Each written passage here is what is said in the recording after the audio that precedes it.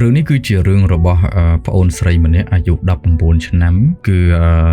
គាត់ទើបឡើងមកភ្នំពេញដំបូងគាត់មានការងារថ្មីចូលបានកន្លះខែគាត់ឃើញបរិះម្នាក់ហ្នឹងរៀងរស់រាយគាត់លេងសើចជាមួយគេជាមួយឯងកប្លុកកប្លែងអញ្ចឹងណាហើយនៅក្នុងចំណោមហ្នឹងក៏គាត់ចាប់ដើមទទួលអារម្មណ៍រីករាយព្រោះគេយកចិត្តទុកដាក់ជាមួយខ្លួនគេរីករាយជាមួយខ្លួនច្រើនទៅក៏ធ្វើឲ្យខ្លួនហ្នឹងកើតចិត្តស្រឡាញ់គេឬវានៅចេះអាប៉ែហ្នឹងគឺអាយុបងគាត់ឡើងមួយខ្សែធំអាចថាចាស់ហើយប៉ុន្តែលេងសើចជាមួយគ្នាយូរទៅមានប៉ះដៃប៉ះជើងមានល្អុកល្អឿនអញ្ចឹងទៅក៏ធ្វើឲ្យគាត់លងចិត្តស្រឡាញ់តិចស្រឡាញ់យូរក៏ច្រើនទៅក៏បានទៅក្រៅទៅអីជាមួយគ្នា sweet ខ្លះអីខ្លះអញ្ចឹងទៅក៏ជ្រុលជាមួយគ្នាប៉ុន្តែបញ្ហានៅត្រង់ថាអាប៉ែនឹងគឺជាមនុស្សដែលមានប្រពន្ធហើយមានកូនហើយទៀតនៅពេលដែលដឹងអញ្ចឹងក្មេងស្រីគាត់ដឹងការពិតគាត់ខូចចិត្តគាត់យំយែអញ្ចឹងទៅប៉ុន្តែយំយែមិនបានប្រមាណគាត់ព្យាយាមធ្វើចិត្តក្នុងការដើរចេញប៉ុន្តែដើរចេញវាមិនផុតអាប៉ែនឹងនៅតែលួងលោមនៅតែផ្អែមល្ហែមនៅតែចង់បានគាត់ខំខិតចេញអាប៉ែនឹងខិតចូលហើយគាត់ក្មេងស្រី19ឆ្នាំគាត់ទុនចិត្តគាត់នៅតែជាប់ឥឡូវសប្ងៃគាត់នៅតែតាក់ទងគ្នាអញ្ចឹងគាត់នៅតែលួចលាក់អីអញ្ចឹងទៅតែនៅពេលដែលដល់វេលាដែលខាងប្រុសនឹងគាត់ទៅអោបប្រពន្ធវិញគាត់ត្រឡប់ទៅលេងកូនប្រពន្ធគាត់វិញខាងស្រីចាប់ដើមមានអារម្មណ៍មួយចំនួនដែលវាទាំងអស់នឹងមកខូចចិត្តយំយែកអណោយធំនឹងខ្លួនឯងនៅពេលដែលសម័យថាមនុស្សដែលខ្លួនឯងស្រឡាញ់ត្រូវដល់នាទីទៅធ្វើជាប្តីរបស់គេត្រូវទៅអោបប្រពន្ធគេវិញណាអញ្ចឹងគាត់ឆាតមកខ្ញុំគាត់សួរខ្ញុំថាធ្វើម៉េចដើម្បីកាត់ចិត្តពីគាត់នឹងព្រោះគាត់កាត់អត់ដាច់សោះគាត់អត់ចេះវិធីកាត់ចិត្តហើយគាត់និយាយជាមួយខ្ញុំថាគាត់អត់ចង់ខ្លាយទៅជាស្រីដែលស្រឡាញ់ឬក៏តាក់ទងប្តីគេទេអញ្ចឹងវេទិកានេះខ្ញុំនឹងមិនទាន់ឆ្លើយទេថាត្រូវធ្វើម៉េចប៉ុន្តែខ្ញុំនឹងបញ្យល់ប្អូនស្រីមិនតិចបន្តួចឲ្យយល់បន្ថែមទៀតពីសាច់រឿងរបស់ខ្លួនក្រៅទៅពីសាច់រឿងប៉ុណ្ណឹងយើងមើលឃើញស្អីគេខ្លះដែលយើងអាចទទួលស្គាល់បានហើយរៀនយល់ពីវាបានហើយប្រហែលជាបន្ទាប់ពីយើងយល់ហើយយើងនឹងអាចដឹងថាយើងគួរធ្វើម៉េចបន្តទៀតអូខេសាច់រឿងហ្នឹងខ្ញុំមើលឃើញប្រហែលចំណុចដែរខ្ញុំសូមលើកទៅអញ្ចឹងណាពាក់ព័ន្ធនឹងមនុស្សដែលបងឯងនិយាយស្រឡាញ់នឹងណាបងមនុស្សដែលបងឯងថាខ្លួនស្រឡាញ់ខ្លាំងហ្នឹងណាបើសិនជាសុកអូនឯងមានគំនិតថាគាត់គឺជាមនុស្សរីករាយជាមនុស្សលេងសើចច្រើនជាមនុស្សកំប្លុកកំប្លែងជាមនុស្សដែលមានមិត្តភាពល្អជាមួយអ្នកដទៃហើយអញបាក់ចិត្តស្រឡាញ់ដោយសារតែគាត់ធ្វើល្អជាមួយអញគាត់ផ្អែមល្ហែមជាមួយអញគាត់ sweet អីអញ្ចឹងណាបងសូមប្រាប់បងព្រានារីក៏វានៅក្នុងចម្ពុកនឹងដែរព្រានារីគឺមិនវាបន្លំខ្លួនចេញមកដំបូងគឺជាមនុស្សដែលរីករាយអញ្ចឹងមនុស្សដែលប្រផ្លេចប្រផ្លោចលេងសើចជាមួយអ្នកដទៃ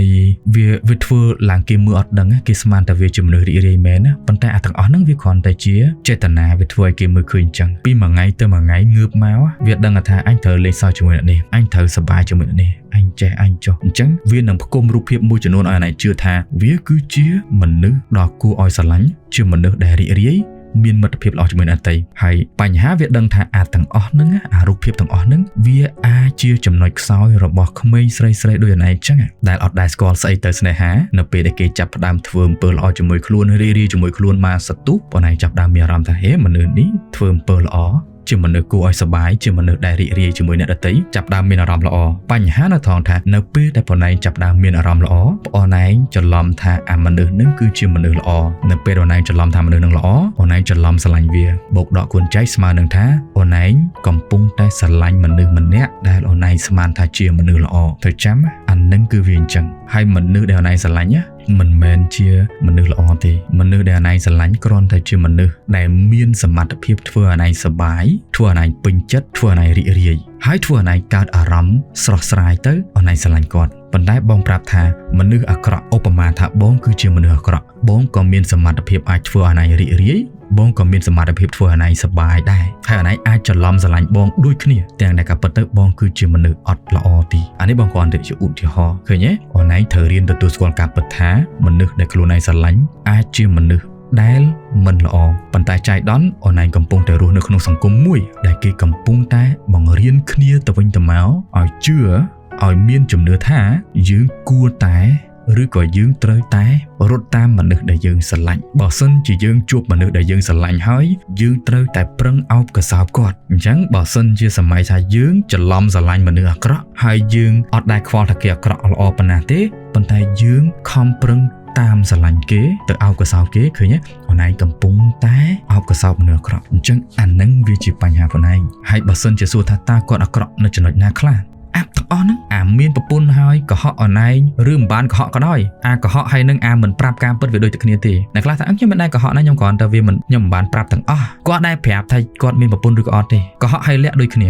ការដែលគាត់កុហកឬក៏លាក់អនឯងពី background ថាគាត់ជាមនុស្សមានប្រពន្ធការដែលគាត់មិនគោរពប្រពន្ធគាត់ការដែលគាត់មិនគោរពគ្រួសាររបស់គាត់មិនបំពេញនាទីជាប្តីខុសទាំងក្រមសីលធម៌ខុសទាំងផ្លូវច្បាប់ខុសទាំង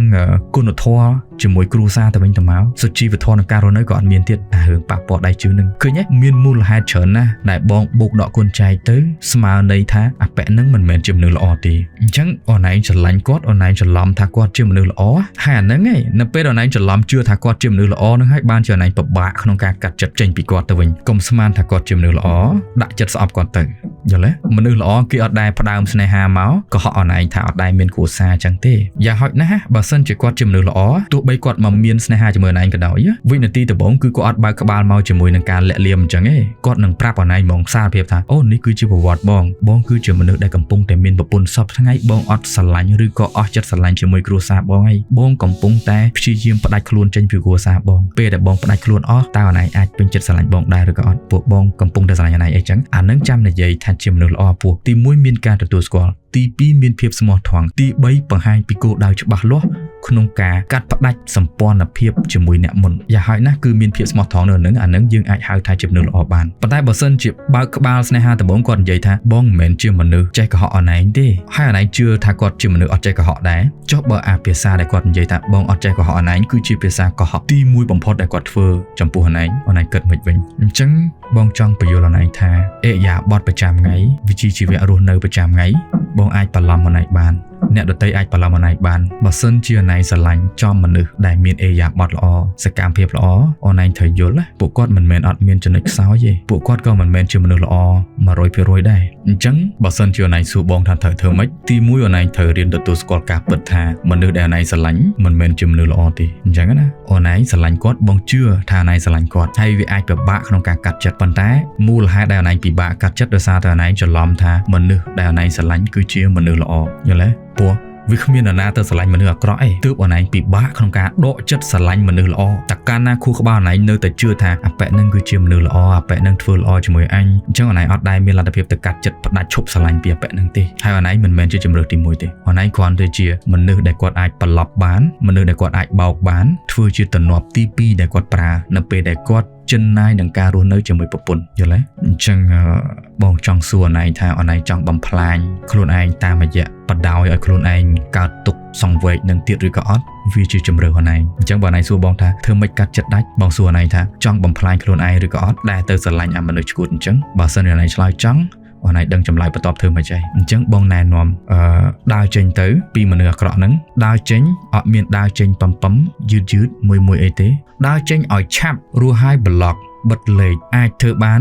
ឈប់ធ្វើការកន្លែងហ្នឹងដូរកន្លែងការងារថ្មីឈប់តាក់ទងសំបីតាសារមួយក៏ឈប់ឆ្លើយឆ្លងជាមួយគ្នាដែរផ្ដាច់ឲ្យអស់វាអាចឈឺចាប់វាអាចធ្វើអនឯងពិបាកកាត់ចិត្តប៉ុន្តែខួរក្បាលអនឯងស្រួលធ្វើការជាមួយវាទេអនឯងចំណាយពេលតែមួយអាទិត្យទៅដើរលេងជាមួយមិត្តភ័ក្តិទៅសប្បាយជាមួយមិត្តភ័ក្តិទៅជួបជុំគ្រួសារធ្វើអីសប្បាយតែមួយអាទិត្យទេហើយអនឯងនៅក្មេងផងងាយទៅជាងការ៉ាអូខេរំភើបរីករាយត្រឡប់មកវិញភ្លឹងប៉ុន្តែបើសិនជាអនឯងដើរចេញពីគាត់យឺតអនឯងនឹងនៅតែអាឡោះអាឡៃអញ្ចឹងនៅតែអូយស្ដាយ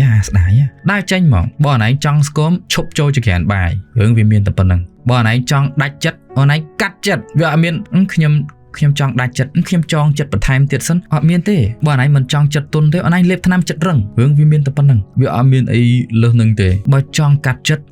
ច្រាមបន្តិចហ្នឹងវាសគាអញ្ចឹងវានៅអាឡោះអាឡៃអញ្ចឹងបើថាដើរចេញពីអាហ្នឹងចង់ផ្ដាច់ពីអាហ្នឹងប្រយរត់ឲ្យមានដើរឈ្មោះទេប្រយអាហ្នឹងលឿនមួយអាទិត្យទៅជាងការ៉ាអូខេឲ្យជាប់ណាយល់ទេ9មិត្តភក្តិបងប្អូនទៅសប្បាយទៅភ្លេចអស់ភឹងអញ្ចឹងមានតែប៉ុណ្្នឹងបាយ